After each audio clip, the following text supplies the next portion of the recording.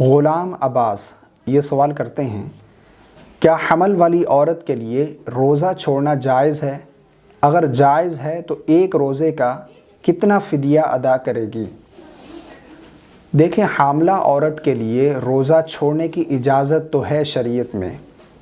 اس صورت میں جب روزہ رکھنے کی وجہ سے اس کے حمل کو کوئی نقصان پہنچتا ہو یا اس کی صحت کو کوئی نقصان پہنچتا ہو، کوئی ڈاکٹر جو متقی پرہیزگار ہو وہ اگر خبر دے دے کہ روزہ رکھے گی تو اس کے حمل کا کوئی نقصان ہوگا، تو اس صورت میں حاملہ عورت کے لیے روزہ چھوڑنے کی اجازت ہے، وہ چھوڑ سکتی ہے، لیکن فدیہ ادا نہیں کرے گی، بلکہ ان روزوں کی بعد میں وہ قضا کرے گی، اس کے اوپر قضا فرض ہوگی، بعد میں ان روزوں کی قضا کرے گی جتنے روزے وہ چھوڑے گی، لیکن فدیہ ادا کرنے سے وہ بری ذمہ نہیں ہو جائے گی، ان روزوں کی قضا اس کے اوپر فرض ہوگی۔ تو اس لیے روزہ چھوڑ سکتی ہے، لیکن بعد میں وہ قضا کرے گی، فدیہ ادا نہیں کرے گی۔ اگر صحت ہے، اس کے پاس طاقت ہے رکھنے کی، تو وہ رکھ بھی سکتی ہے، بہت زیادہ اجر و ثواب ہے رمضان کے روزے رکھنے کا، لیکن یہ ہے کہ اگر چھوڑنا چاہے تو چھوڑ سکتی ہے، اسے کوئی گناہ نہیں ہے، بعد میں وہ قضا ضرور کرے گی۔ سوال پوچھا بھائی نے، کیا روزے کی حالت میں سرما لگانا جائز ہے یا نہیں؟ روزے کی حالت میں سرما لگانا بھی جائز ہے، خوشبو لگانا بھی جائز ہے، اسی طرح تیل لگانا بھی جائز ہے، اور تیل کی مالش کرنا بھی جائز ہے۔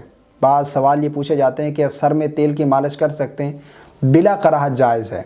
اور اسی طرح ناخن وغیرہ کاٹنا، غیر ضروری بال صاف کرنا، یعنی زیر ناف بال کاٹنا یا پھر بغلوں کے بال اکھاڑنا، اسی طرح سر کے بال وغیرہ کٹوانا، یہ تمام کام جائز ہیں، روزے میں کوئی فرق نہیں پڑے گا۔ روزے میں انجیکشن بھی لگوا سکتے ہیں۔ ہاں، البتہ روزے میں دوا ڈالنے کا جو مسئلہ ہے، اس میں علماء کا اب اختلاف ہے۔ جدید طب کے حوالے سے یہ بات معلوم ہوئی ہے کہ آنکھ سے جو ہے وہ دوا کا ذائقہ حلق تک پہنچتا ہے، جس کی وجہ سے روزہ فاسد ہو جاتا ہے۔ تو اس لیے اب علماء کی رائے ہے کہ آنکھ میں دوا ڈالنے سے روزہ ٹوٹ جاتا ہے، لیکن سرما جو ہے وہ آنکھ میں ڈال سکتے ہیں، اس سے کوئی حرج نہیں۔ سرما ڈالنے سے روزے میں کوئی فرق نہیں پڑے گا۔